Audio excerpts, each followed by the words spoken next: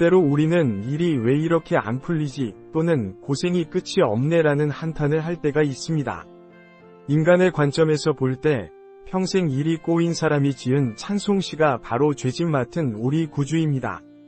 이 찬송가의 작시자 조셉 매트리칼 스크리브는 아일랜드에서 태어나 더블린의 명문 트리니티 대학을 다닌 전도유망한 청년이었습니다.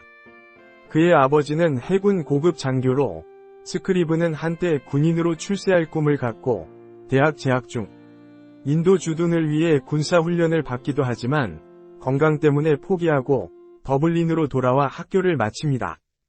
25세가 되던 해 그는 한 여성과 사랑에 빠져 약혼을 했습니다. 그런데 결혼 전날 약혼자가 말을 타고 다리를 건너던 중 말에서 강물로 떨어져 익사합니다. 그 장면을 스크리브는 강 건너편에서 무기력하게 지켜보았습니다. 시리에 빠진 그는 1844년 현 온타리오인 서부 캐나다의 우드스탁으로 가 이곳에서 플리머스 형제단을 이끕니다. 또 1850년에는 브렌트포드에 사립학교를 만들기도 했습니다. 1857년 버드리로 터전을 옮긴 그는 생계를 위해 로버트 램포트 펜젤리라는 퇴역 해군 장교 집에서 가정교사를 하게 됐습니다.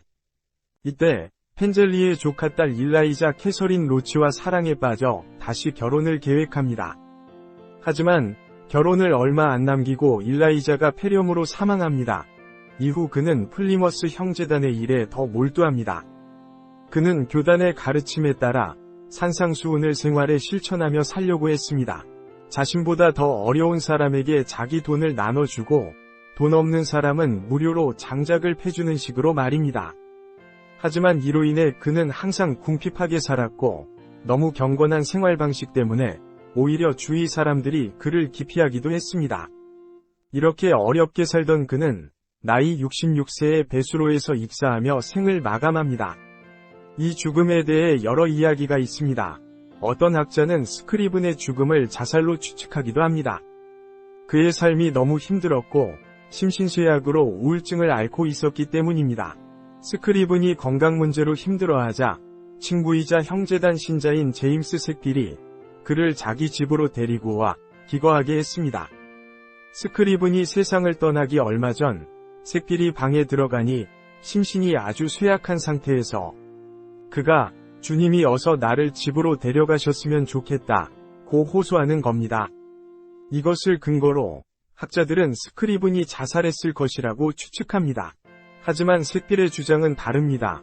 그는 스크리븐이 죽기 직전 심한 열로 비몽사몽인 상태였고 이 상태에서 한밤중에 남에게 폐를 끼치지 않으려고 혼자 샘으로 물을 마시러 가다가 방향을 잃고 샘 근처 방앗간 배수로에 빠진 것이라고 주장합니다.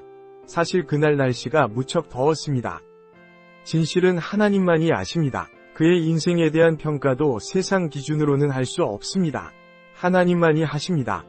죄짓 맡은 우리 구주는 조셉이 더블린에 있는 엄마가 중병에 걸렸다는 이야기를 듣고 엄마를 위로하기 위해 쓴 시입니다.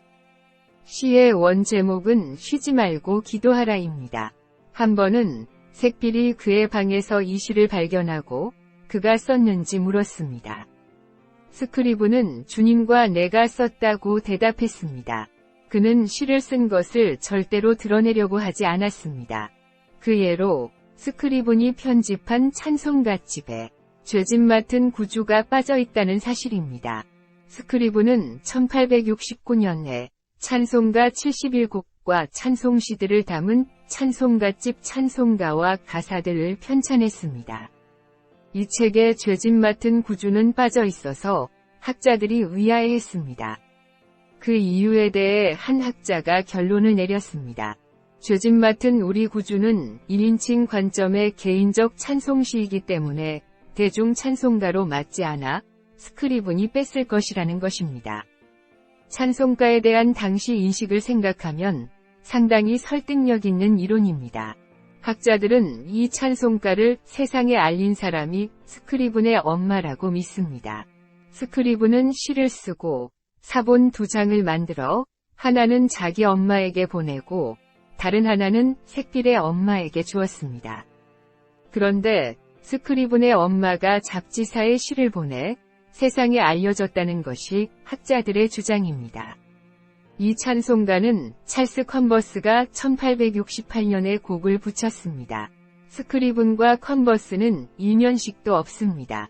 컨버스는 원래 음악을 전공했지만 후에 변호사가 된 작곡가로 우연히 시를 제네바 장로교 찬송시 수집에서 보고 곡을 붙였습니다. 스크리븐은 사망 후 펜젤리의 가족이 가족묘지에 자리를 내줘 약혼자 일라이자의 곁에 묻었습니다. 지금 캐나다 포트 호프에는 스크리브너 기념비가 세워져 있습니다. 그리고 많은 기독교인들이 방문해 앞에서 죄짓 맡은 우리 구주를 부릅니다. 스크리브는 나름대로 성경 말씀을 생활 속에서 실천하며 살려고 했습니다. 남에게 베풀기만 하다 보니 가난이 그를 떠나지 않았고 삶은 마지막까지 어려움의 연속이었습니다. 하지만 그의 상은 하늘에 있습니다. 이것이 우리가 갖는 소망입니다. 영상을 끝까지 시청해주셔서 감사합니다. 채널 구독을 부탁드립니다. 다른 영상도 보고 싶으시면 유튜브 검색란에 짬쉼터를 치시면 됩니다.